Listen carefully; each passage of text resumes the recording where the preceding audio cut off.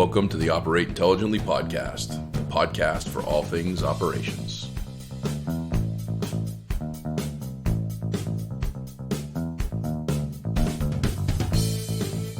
Hello, Operate Intelligently listeners. This is your host, Joshua Peach, and I am really excited here on a Sunday afternoon to have a great friend of mine and one of the most knowledgeable folks in maintenance and operations, especially in public K-12 schools, Keith Watkins. And Keith is in New Rochelle, New York. And welcome first and foremost, Keith. Thanks for taking the time to join me.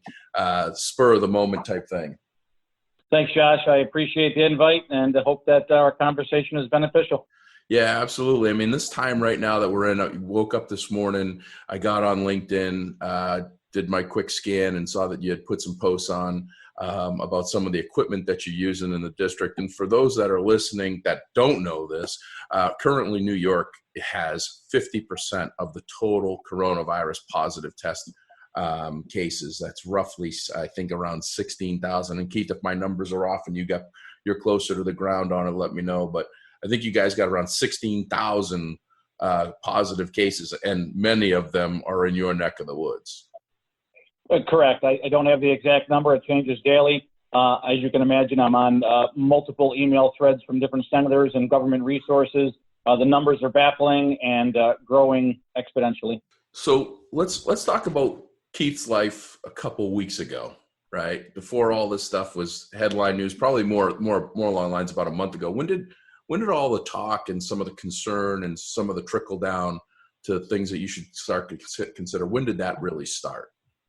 You know, I would say this has happened really very fast. And, fortunately for us and many others, in New Rochelle specifically, we had a really robust plan in place when all this started to hit the airwaves, and there was raised awareness and then raised concern, and then, panic started to creep in. But yeah, about 3 weeks ago, we were already supplying. So we have over 11,000 students, 11 school buildings, a city hall, about 1.5 million square feet, a facility staff of about 107. We were already supplying alcohol-free hand sanitizer, Oxivir TB wipes, which have a corona claim. We already had this in place. We were cleaning nightly, and then Tuesdays and Thursdays we were cleaning with our Protexis electrostatic applicators and our Pure Tabs, who we purchased those through Hilliard, great resource, wonderful supporter, business partner, as we have many. So we were already doing something, and then as this started to creep up, we switched that from Tuesday, Thursday to Monday, Wednesday, Friday. We added it one extra night, and we started to preach and encourage the hand washing, and we just kind of stayed ahead of it because we already had a really good, robust program in place ahead of this.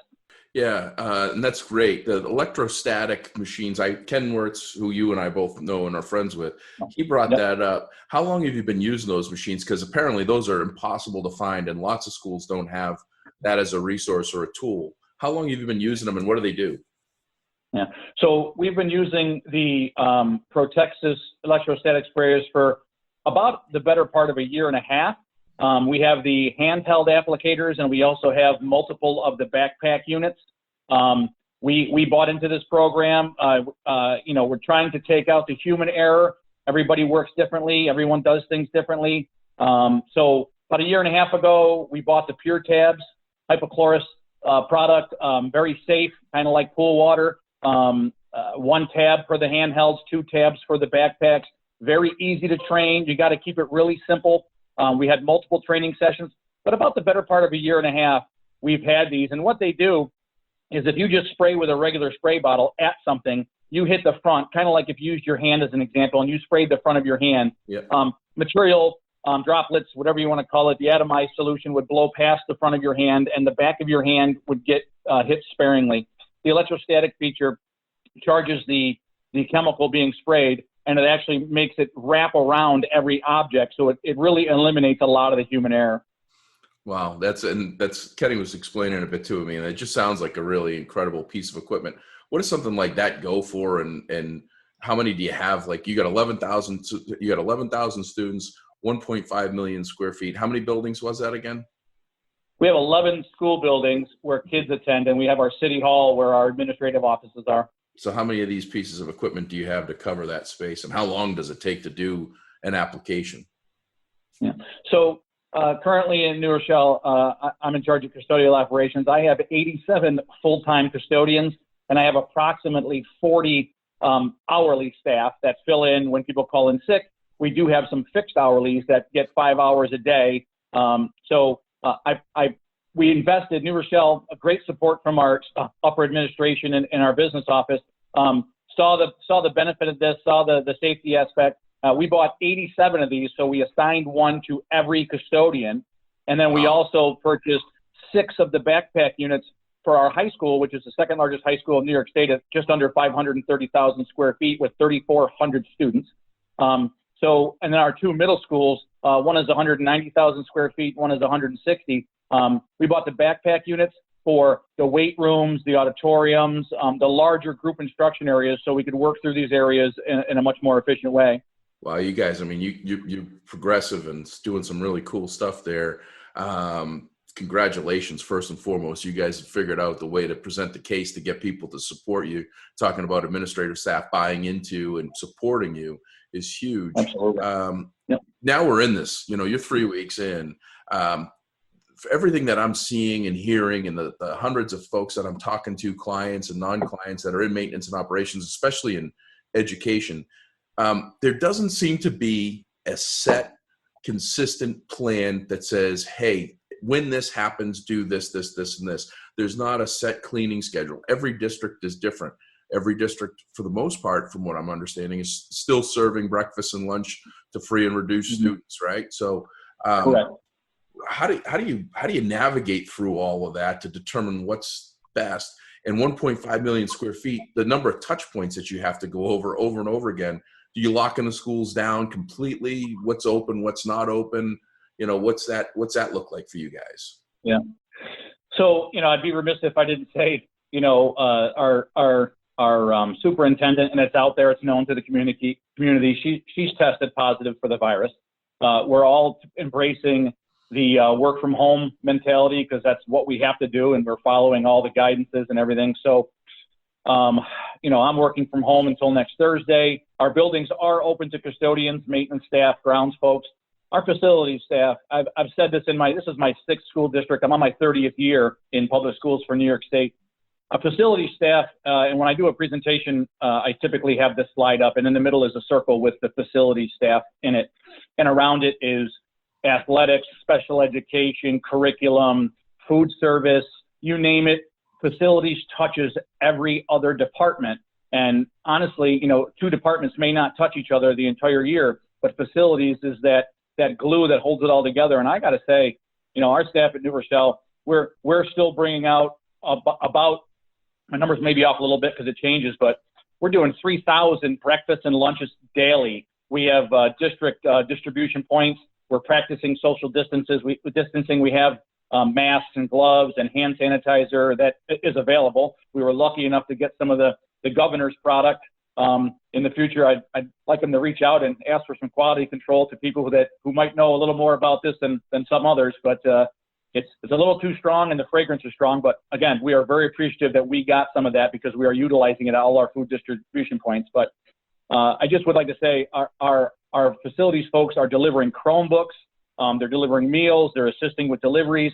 They are holding it all together. But at our schools, to answer your question, Josh, I think you know me, and I just can't sit with my hands under my lap and wait for someone to give me unguided guidance, so to say, in something like this.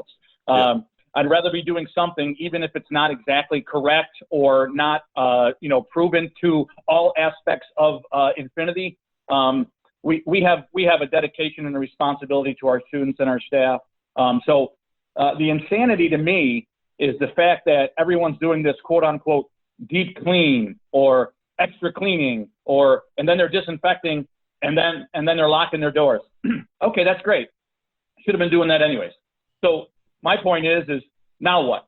The first student, first staff member, first community member that comes in and they sneeze or they cough, you want to see people clear out around you now? Sneeze or cough, and you've got about a 75-foot radius around you. So what we're doing, we've done some research, again, with the CAP program from Hilliard and all those things they supply, the Oxivir wipes from our Strauss paper. We're using the Orbio cleaning chemicals through Sterling. I've got a lot of great, smart, supportive business partners. But one of the latest things we're using, it's a product called BioProtect. It's a coating that you apply after you clean, after you disinfect, and it carries a 90-day kill claim for germs, bacteria, and viruses. They are currently testing it against COVID, and we'll have some answers back within probably like 3 weeks. But it's already proven against other things for the common cold and other things that we know are bad for people and can live on the surface. And with the BioProtect coating, we're also using their other product. It's called the Sanders filter in all of our HVAC systems. So now we're treating the surfaces and we're treating the air. So New Rochelle is, whether you want to call it cutting edge or not, we're getting prepared and we're getting our buildings ready. So if and when we get the okay to open our doors, we're going to have another plan B in place that's going to help protect our students, our staff, our community, because they deserve it. And, as a director of facilities, we need to be thinking outside the box right now because we're in different times, and just cleaning and disinfecting really isn't going to cut it because, again, as soon as those doors open, it's all going to be expected to be done again, and that's just plain insanity. Yeah, and you just touched on something, and I mentioned this in a different podcast that my mindset when all of this stuff happened, I've been in this industry not quite as long as you, but about 25 years, and when all this happened, especially in education environments, I was like, now the schools are closed, they're going to go in and clean it, and then they're going to be able to tackle PM projects and tasks that you'd normally do over the summer. And first of all, that's not the case. You can't just have anybody in there. You probably have some vendor. You can't just let vendors come in and do the work that you contracted out. And ideally, you'd be doing those filter changes and all those things, but you're restricted from doing a lot of that stuff. Are you seeing a lot of that? Are you feeling that similar environment where that's not what you guys can be focusing on with everybody out in your district? Well, I'll throw a couple of plugs out there. I'm a past president of the New York State School Facilities Association with 18 chapters in New York State with over 700 members. I'm currently the president of the National School Plant Management Association with currently 17 states in attendance with 3 or 4 knocking on our door trying to become members.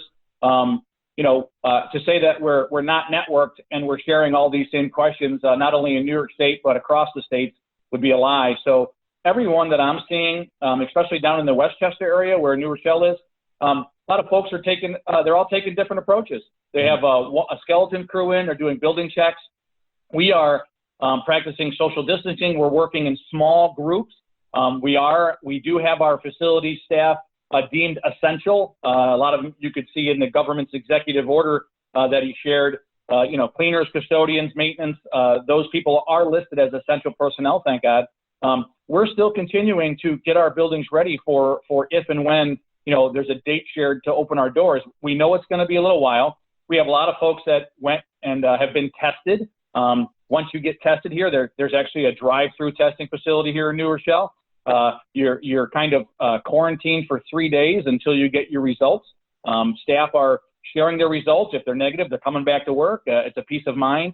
But I am noticing everyone's doing things differently. And I think we have to kind of embrace this is going to be the norm for a little while. But we also have to, as facilities directors, be looking for those safeguards and those things that are going to make our students, staff, and community feel safe for when they do step back into our buildings. And we should be doing our homework, and it is our job, and that is our responsibility. Yeah, and I'm glad you did those plugs because I was going to plug for you, so you saved me one of my jobs, and we're going to touch on that on the end to make sure that people know how to get a hold of you guys and stay Absolutely. In the know and compare notes. One thing that you said that's interesting was the filters. It's one thing to wipe the area down and get it clean. It's another thing to wipe the area down for health. And there's something that's often overlooked in these situations, which is healthy air. Tell me a little bit about that filter approach that you have, and what do those filters do that might be different from just putting a 3M standard filter in there? And what are you finding on that? Yeah. So it started, I've been in New Rochelle almost 3 years, and being a big indoor air quality buff, New Rochelle's fortunate enough where they have central vac systems in all their buildings. Can't say they've been maintained properly, but they are now. They're up and running. So we're trying to get rid of the dust mopping, because when you dust mop, 62% of the dirt you actually collect, 38% goes airborne. Those are ISSA standards, normal industry standards. Wow. You can find all this stuff out with door matting, and why, doormats can collect 85% of all the dirt you bring into a building. So folks who pick them up in the summer, don't do that. Leave them down year round. You still have indoor air quality issues to worry about year round. But we have backpack vacuum, essential vac. So we've tried to implement a vacuuming where you collect it and remove instead of push it around mentality. We've done really good. We have some ground to gain yet, but these filters, again, I am not the expert on these filters and this product just yet. I've done my homework for a couple of weeks now, crash coursing it. I like what I see. We're going to be able to have some results soon. We're applying this coating in all of our buildings on all the surfaces. We contract our buses out, but we will be looking to hit our fleet vehicles. It can be on any porous, non-porous surface, but the filters, I believe it's 0.3 submicron. So all the germs and bacteria that are in the air that are associated with a lot of issues we're dealing with would be captured and removed in that filter, because we do know, obviously, it's airborne and surface related. So treating the air and the surfaces just makes sense. And again, just to clean and disinfect, that's great. But you've done all that work to do what? To do it all over again. So again, people can reach out to me. They have for the last 5 days, my phone and email have been blowing up about what we're doing and the products we're using. Common sense, I would say, reach out to your business partners, use them as resources, pick their brains. I've learned that it's what you learn after you know it all that's most important. So even after 30 years, I'm still learning, man. I would have never thought we'd be in this situation. Yeah, and you're doing a great job, and it's I've seen you speak numerous times. I've followed you along in your associations, and you're doing your homework all the time. Like you say, it's the things things you learn after you know it all. You're constantly learning and sharing. So how's a good way for folks to start to network with you and the groups that you're a part of? Well, it's the New York State School Facility Association, real simple, nyssfa.com. And then you've got the National School Plant Management Association, nspma.com. All great professional associations.